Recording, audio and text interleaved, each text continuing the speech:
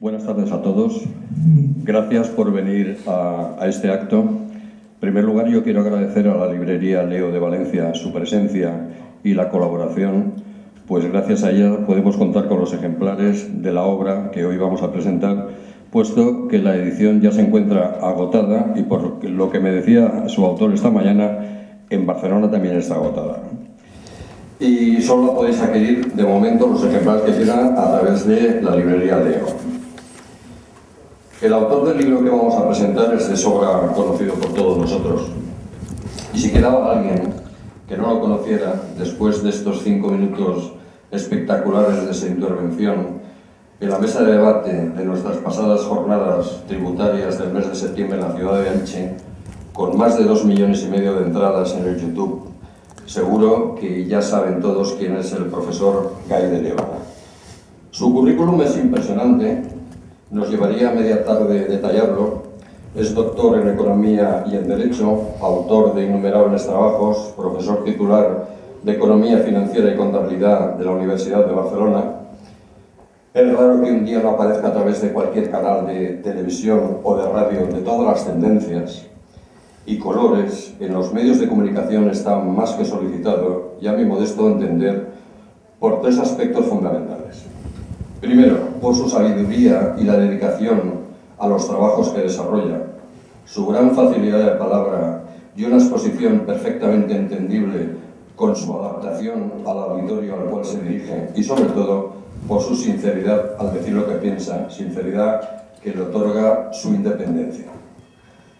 Allá por el año 91-92, no recuerdo exactamente la fecha, en unas jornadas tributarias que se celebraban en Ciudadela, Menorca, organizadas por la Asociación de Técnicos Tributarios de Cataluña y Baleares, tuvimos la ocasión de escuchar y disfrutar por primera vez de una ponencia del profesor Gay. Asistíamos Cristóbal Tarín y yo como invitados de esta querida asociación hermana, y tal fue el impacto que nos causó que decidimos proponerle que participara en jornadas tributarias, que aceptó de buen grado. Y desde entonces su presencia ha sido continua entre todos nosotros, ha colaborado con artículos en nuestro boletín digital. En definitiva, ha habido muy buen feeling entre José María Gay y nuestro colectivo. Hasta tal punto que en el año 1999 la asociación acordó nombrarle asociado de honor, haciéndole partícipe de nuestra admiración y cariño y respeto en una entrañable velada en la Masía de Campo Aníbal, en el transcurso de la cual se le otorgó su nombramiento, pasando así a formar parte de nuestro cuadro de honor. Yo personalmente me considero amigo de José María. No solo hablamos de fiscalidad y economía, también lo hacemos de nuestra otra pasión, el fútbol. Él del Real Club Deportivo Español de Barcelona, siempre que tiene ocasión lo manifiesta con orgullo, y yo del Valencia Club de Fútbol, aunque esta temporada ninguno de los dos equipos está para echar muchos cohetes. En su libro le dedica 2 capítulos al fútbol, erótica futbolística en clave económica, analizando e interpretando, y el fútbol no siempre juega en Wall Street, Liga de las Estrellas.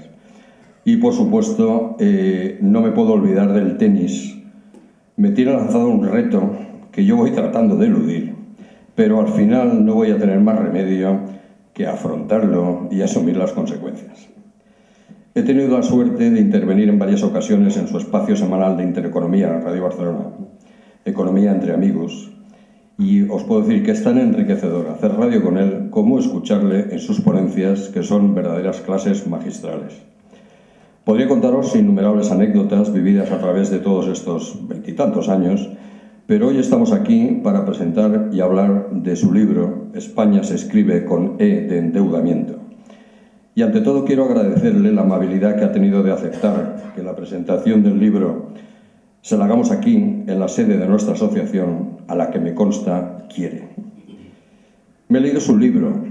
Merece una segunda lectura más sosegada para poder desgranar sus acertados análisis, la infinidad de datos que ilustran sus cuadros de balances, todos ellos incontestables, que nos hacen reflexionar del por qué hemos llegado a esta situación.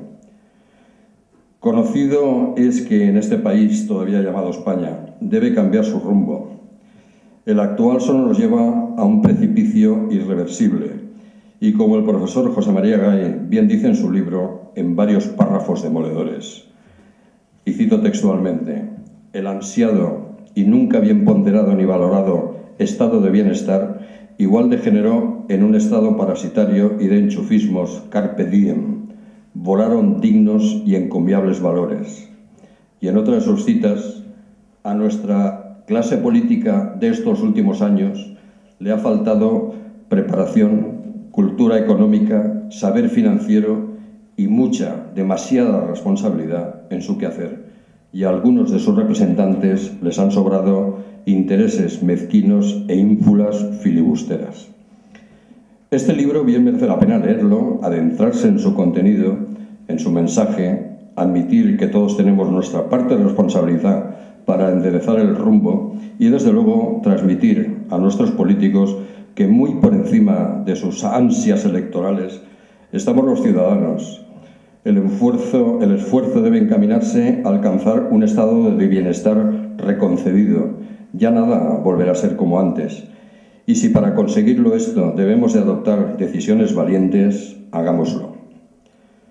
Como todos vosotros habéis venido a ver y a escuchar al profesor Gay, yo le voy a ceder la palabra. Solo me resta decir que la acertada dedicatoria del libro refleja la calidad humana de su autor.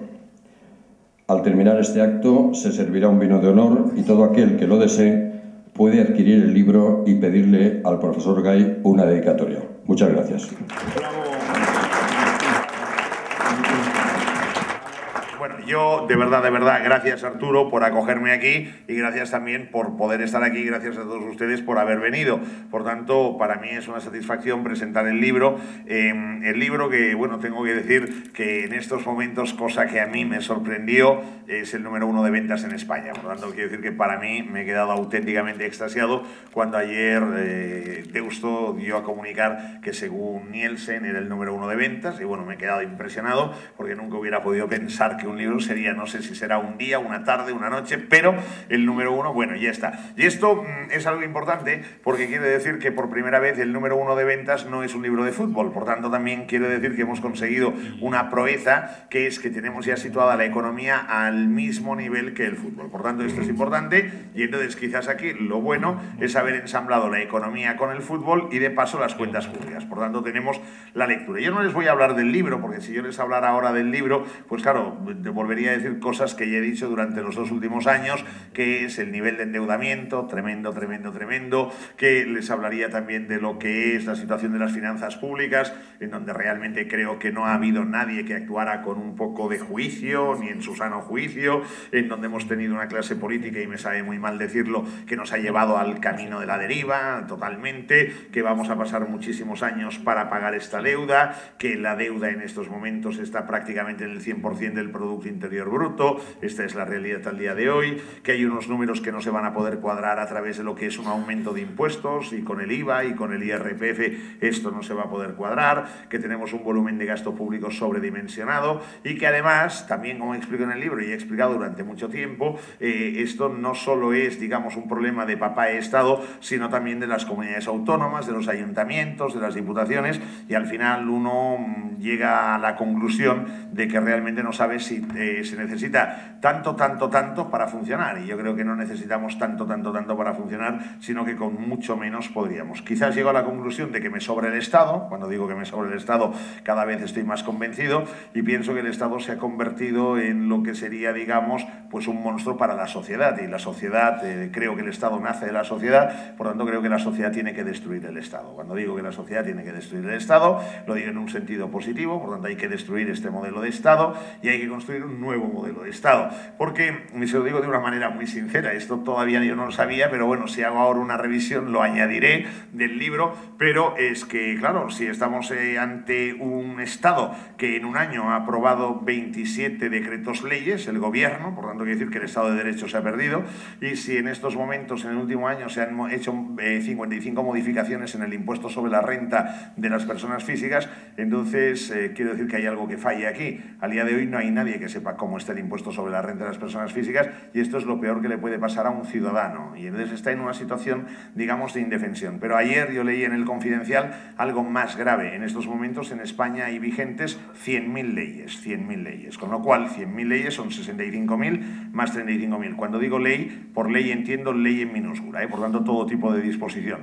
Por tanto, yo se lo digo de verdad, este Estado hay que destruirlo. Es decir, un Estado que tiene 100.000 leyes es una merdeta de Estado, me explico, es decir, es un Estado que no sirve para nada. Por tanto, un Estado con una ley o con dos leyes tendría que funcionar. Bueno, esta es una reflexión. Como el tema adquiere una seriedad, entonces me voy al fútbol, ¿de acuerdo? Lo digo porque, claro, entonces, y prefiero hablar del Barça y el Madrid, y así de esta manera todos aprovechamos, vemos los modelos, modelo de cantera, modelo de cartera, calculamos productividades económicas, etcétera, y entonces con esto aprovecho también para decir al final de ese capítulo, digo, hombre, y oiga, una cuestión que nos dicen siempre, que si los economistas estamos diciendo aquí los fallos y todo esto, bueno, pues quede constancia de algo, que esto yo siempre lo he hecho. Por tanto, si tú vas analizando la situación económica y financiera, realmente sabes dónde estás. Y desde luego, yo creo que hay que aprender mucho de lo que han sido estos años de pelotazo inmobiliario, en donde el pelotazo inmobiliario ha sido una parte, pero de un pastel en donde hemos hecho operaciones corporativas sin ton ni son, y nos hemos endeudado, se han endeudado las familias, las empresas, etcétera, pero al final, bueno, yo por ejemplo estaba examinando pues grandes compañías que cotizan en bolsa, realmente me doy cuenta de que habíamos entrado en lo que era un disparate de las finanzas, unos endeudamientos morrocotudos, unas deudas a corto plazo brutales, una bajísima capitalización, unas cuentas de resultados que aquello no acababa de cuadrar. Yo por ejemplo, una de las cosas que aquí me llama la atención, cuando luego voy releyendo el libro, que la verdad sea dicha todavía no lo he podido releer, bueno, leer con la tranquilidad que querría, porque no he tenido oportunidad, imagino que estas navidades sí, pero los originales estaban revisados, vueltos a revisar y tal, y es cuando empiezo a leer, digo, uy, aquí este párrafo ya lo cambiaría, pero bueno, ya déjalo de esta manera. Pero es que encontrarme con empresas inmobiliarias que el 55% de sus ingresos se destinaba a cubrir gasto financiero, con lo cual cuando yo, por ejemplo, en clase les digo a mis alumnos que cuando vean una empresa que tiene un 5% de gasto financiero sobre ingresos, es una empresa que es un petardo. Por tanto, quiere decir que huyan, pero claro, si tú tienes una empresa que el 55% de tus ingresos, eso constituye gasto financiero, quiere decir que es auténticamente inviable. Por tanto, yo creo que hemos vivido unos procesos de inviabilidad auténticamente muy extremos, y sobre todo lo peor es que nadie ha actuado. Es decir, y me sabe mal decirlo, tenemos una Comisión Nacional del Mercado de Valores que no sirve para nada, tenemos un Banco de España que no sirve para nada, los inspectores del Banco de España alertaron en el año 2006 al vicepresidente económico del gobierno de que esto iba a estallar, que se estaba formando una burbuja impresionante. El vicepresidente económico del gobierno a la sazón, Pedro Solbes Mira, no hizo caso, no contestó. En aquel momento estaba enfrascado dando el ok a una operación que era la compra de una empresa energética española, la número 1 Endesa, por capital extranjero, por Enel, en concreto compañía italiana, y a día de hoy, pues evidentemente Pedro Solbes Mira es consejero de Enel, con lo cual quiere decir que él pues está muy bien situado, cobra pues sus buenas prebendas, y Elena Salgado, que fue la sucesora del amigo Solbes, es consejera de Enersys, con lo cual quiere decir, Enersys es la filial de Endesa para Latinoamérica, con lo cual quiere decir que en definitiva, dices, bueno, y tú las ves pasar por aquí, y ves que mañana Rodrigo Rato estará en la audiencia, y ves que ha pasado por aquí medio Consejo de Ministros, y el otro el cuñado del no sé qué, y ves que la otra empresa tiene que hacer una reducción de plantilla, y ves que la presidenta de esta empresa es la exmujer de tal, y ves que aquí está el cuñado y tal. Entonces dices, bueno, hay un momento en el que realmente el pueblo estamos aquí de alguna manera como esclavos, ¿no? Como esclavos en el sentido de que nos van a vender como a peso de esclavo, que nos están vendiendo cada vez más impuestos, cada vez menos prestaciones sociales. Bueno, y esto es hacia dónde vamos. Bueno, esto es el libro. En el libro hay más cosas, porque también me gusta hablar del IBEX 35, me gusta hablar de empresas, y me gusta hablar de lo que son para mí referencias positivas, es decir, lo que yo creo que son empresas que suman, de las que tenemos que aprender. Hay una que me gusta mucho, que es una empresa familiar que cotiza en bolsa, que se llama Inditex, y hay otra empresa que a mí me gusta mucho, que además la tomo como referencia, que es Mercadona. Mercadona es una empresa de la cual yo creo que Valencia se tiene que sentir muy orgullosa, en donde precisamente el presidente es el amigo Juan Roig, la vicepresidenta es la señora Herrero, y los vocales del consejo son la Roig Herrero, la Roig Herrero, la Roig Herrero, luego está Roig Fernando, el hermano, luego hay un amigo amigo de Juan de toda la vida, y luego de secretaria hay la otra Roche Herrero, lo cual quiere decir que en definitiva los consejos de administración pues transcurren tranquilamente en lo que sería el ámbito de la empresa, pero lo que no se haya completado se culmina el domingo en torno a la mesa del matrimonio Herrero Roche Herrero, ¿no? Por lo tanto quiere decir que es empresa familiar. Pero claro, hay que mirar cuál es el proceso que ha seguido Mercadona. Y Mercadona es una empresa que cada año ha ido invirtiendo, la conozco muy bien porque además este año, ayer acabé con mis queridos alumnos de análisis el estudio del sector de la distribución alimentaria, en donde hemos ido comparando las grandes empresas de distribución alimentaria, y entonces veíamos de cada una la evolución y veíamos cómo Mercadona crecía en metro cuadrado, crecía en ventas, crecía en facturación per cápita, crecía en número de empleados, a diferencia de lo que era el sector, y además con algo muy importante. Mercadona es una empresa que tiene un beneficio de 696 millones de euros antes de impuestos y que destina pues 200 y pico, casi 300 millones al pago del impuesto sobre sociedades. Le queda neto 474 millones de euros, y de estos 474 millones de euros del último año, una parte, que es casi todo, lo destina a reservas, y evidentemente los ROIs tienen su dividendo. En cambio, Telefónica, por ejemplo, es una empresa que tributa efectivamente en España un tipo inferior al 5%. Esta es la realidad. Es decir, quiere decir que mientras que la empresa, la pequeña y mediana empresa, están pagando religiosa y escrupulosamente los impuestos y están contribuyendo al sostenimiento del gasto público, las grandes empresas del IBEX 35 están escamoteando el pago de impuestos. Esto es lo que hay, esta es la realidad. Es decir, es una realidad evidente y que además contrastable e incontrovertible en base a los datos que las propias compañías presentan. Entonces, ¿esto a dónde me lleva? Hombre, me lleva a que la empresa familiar es el motor de la economía española, a la cual no se le puede castigar, y en la medida que castiguemos a la empresa familiar con cada vez más corsés, con cada vez más perjuicios, estamos matando a la economía española. Este es el que no tiene financiación, este es el que tiene que llegar a final de mes como puede, este es el que no despide, este es el que sostiene los puestos de trabajo, y esto es lo que yo quiero destacar. Estábamos con una persona hace unos momentos que se emocionaba cuando leía las páginas, Arturo estaba estudiante, de la empresa familiar, por ellas, con ellas y en ellas. Es que yo creo que la empresa familiar es la razón de ser de este país, y Estados Unidos es tan grande porque en Estados Unidos hay un predominio de la empresa familiar, a la cual se mima, se quiere y se le dan todo tipo de facilidades, y aquí no, aquí hay que decir que se va descaradamente a matar a la empresa familiar. Esta es la realidad, y no lo digo por gobiernos de un color o de otro, todos en general van en contra de la empresa familiar, y yo soy catalán y hablo desde Cataluña. Al día de hoy en Cataluña se ha aprobado un impuesto sobre los depósitos bancarios, este lo va a pagar el contribuyente, evidentemente. Luego hay un impuesto que se va a pagar también sobre las bebidas refrescantes también, es decir, que tengan azúcar. Por tanto, quiere decir que Coca-Cola Covega ya se ha ido de Barcelona a Madrid, por tanto, quiere decir que si queda alguna empresa de bebida refrescante también se va a ir.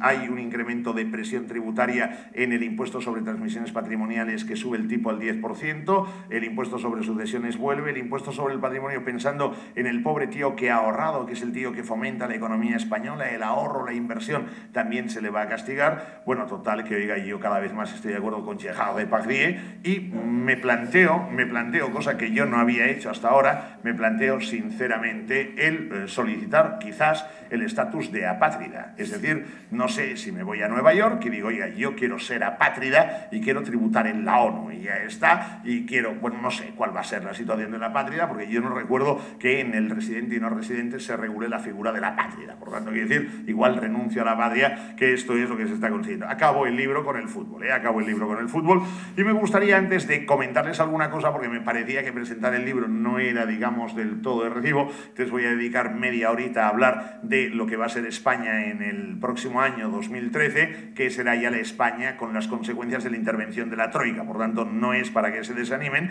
sino que en definitiva, como tenemos la gran ventaja de estar en una séptima planta, tranquilamente ustedes cuando salgan, quiero decir que ya de alguna manera saben pues por dónde y eligen por dónde quieren salir. Pero No, el libro acaba con, como decía muy bien Arturo, con el fútbol que no siempre se juega en Wall Street, y efectivamente eso es así. Yo soy del Español y no sabemos si, bueno, si se paga o no se paga, concurso de acreedores, y si Hacienda nos va a embargar o no nos va a embargar, porque llevamos negociando y mareando la perdiz. El Depor sí que sabemos que ya le han embargado, ya sabemos cómo está, ya sabemos los resultados, y esto va a ser lamentablemente, digamos, el triste sino de una gran parte del fútbol español que ha vivido por encima de sus posibilidades y que seguramente no podía vivir en la primera división, y que tenemos que ir a otra segunda división o a una división, digamos, de honor, pero que sea de menos honor. Por tanto, esta es la realidad. El libro ya estaba escrito, y yo me propuse que el día 2 de septiembre, cuando volvíamos desde Menorca, de mi refugio en Menorca, estar tranquilo ya con el libro, y aquello de empezar a revisar, a retocar, a mirar un cuadro y el otro cuadro. Y entonces cogimos una travesía que era, a mí me gusta siempre volver de Menorca, pero hacerlo con a la antigua usanza. Es decir, mi hijo dice: papá, ¿no podríamos coger un avión y en media hora estamos en Barcelona y tal? Pues no. Es decir, nosotros volvemos en barco, y volver en barco tiene una liturgia. Hay que empaquetar las cosas de casa, hay que recoger la casa, hay que cargar el coche, hay que movilizarse pronto por la mañana, hay que llegar al puerto, hay que ponerse en la cola del puerto. Nos encontramos como siempre a las mismas caras: hombre, ya se ha acabado, volvemos, tal cual. La realidad de las vacaciones. Y entonces ya embarcamos en el barco, y cuando estamos saliendo del puerto de Mahón hacemos aquellas fotografías que llevo 35 años haciendo, es decir, siempre la misma fotografía, el mismo sitio. Y mi hijo dice: papá, y ahora la casita aquella dentro del mar. Efectivamente, esa foto que toca. Y ahora el barco este que sale, si es el mismo barco, pues sí señor. Y entonces las pongo y soy feliz y tal. Y entonces el barco ya va enfilando, y encara ya lo que sería la costa norte de Menorca, dirección Golfo, y dirección Golfo de León, y dirección Barcelona. Pero este año, al salir, mi querida mujer y santa mujer que está aquí soportándome siempre, dice: ay, mira qué bien, pasamos por casa. Y digo: ay, si pasamos por casa quiere decir que vamos por la costa sur, por tanto no por la costa norte, con lo cual quiere decir que hay un fuerte oleaje. Coño, un fuerte oleaje. Aquello era prácticamente, no era tormenta, pero unas olas aproximadamente. Y yo decía a mi mujer: no, hombre, tampoco y tal, creo que eran de 4 o 5 metros. El barco aquí, el barco allí, veías a la ola, no por arriba el barco, pero casi tal, sensación tremenda. Aquello se movía, la gente vomitando, la gente gritando, los niños llorando, todos devolviendo y tal. Y yo había dicho: yo vuelvo el día 2 de septiembre, pero el prólogo del libro, el sucinto introito estará hecho. Y yo allí puse el ordenador, que ponerlo en un barco de Transmediterránea es una mesa, digamos, pensada en el siglo pasado, no en el anterior. Entonces yo estaba allí tranquilamente y tal, con la mesa que te tienes que poner así, no está pensado para el ordenador, e iba escribiendo. Y mi mujer: pero yo no lo entiendo, qué valiente que eres, qué héroe que eres. Y yo seguía ahí impertérrito escribiendo, y esto es lo que escribí todo el prólogo, 6 o 7 páginas de introducción para que la gente se sitúe y tal. Y al final acabo diciendo: tormenta, tormenta. Y la gente, pero de verdad, vomitando. Y yo salí algunos momentos, iba por los pasillos del barco, me iba agarrando, pam, aquello, pam, pam, pero aquello no borracho, borrachísimo, pam, pam, la gente, bueno, tremendo y tal. Y yo seguía aguantando, escribiendo impertérrito y tal. Y entonces es lo que digo aquí. ¿Por qué? Porque yo sabía que aquel barco estaba bien dirigido, y estaba dirigido por un capitán de Transmediterránea, y que Transmediterránea es una compañía seria. Y yo me acercaba y yo veía la tripulación, y veía que la tripulación estaba hablando tranquilamente. Yo decía: si estos están hablando tranquilamente y el capitán sigue con su rumbo firme camino de Barcelona, es que llegaremos a Barcelona, tocaremos tierra firme y aquí no habrá ningún problema. Con lo cual, finalmente, efectivamente, oleaje, oleaje, oleaje, y llegamos y vimos, ya se divisaba Barcelona. He aquí la tierra firme. Empezó a amainar la tormenta, empezó ya el oleaje a suavizarse, y finalmente entramos en el puerto de Barcelona. Mi mujer decía: santa mujer, no le entiendo cómo has aguantado. Porque yo he creído en el capitán de Transmediterránea, porque él sabía lo que se hacía, y si él había emprendido el rumbo hacia Barcelona, sabía que llegaría a Barcelona. Yo solo querría de presidente del gobierno al capitán de Transmediterráneo.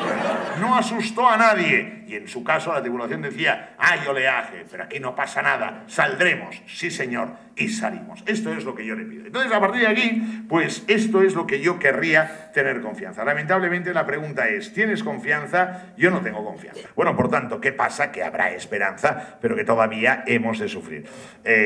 Arturo, quiero darte las gracias por lo que ha sido este acogimiento, esta hospitalidad de la asociación, que también es parte de mi vida, mi querida asociación. Arturo. Bueno, muchas gracias, José María, por habernos hecho pasar este rato tan agradable. Y yo ruego que no os vayáis, tenemos un vino de honor. Entonces, por favor, pues todo aquel que lo desee, que tenga el libro del profesor Gay y quiera que se lo dedique, pues creo que estás a disposición de todo el equipo. De todos, muchas gracias por haber venido, gracias. Además, piensen que estas navidades son las navidades de España, se escribe con el Eudalito, ¿eh? ¡Bravo!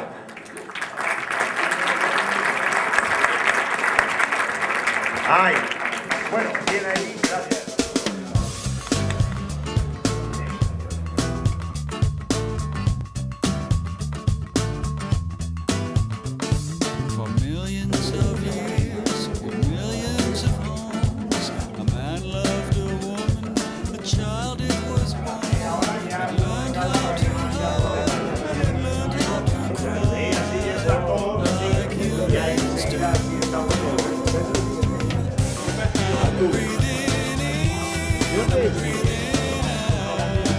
De Gandía, hombre, orgullo de Gandía.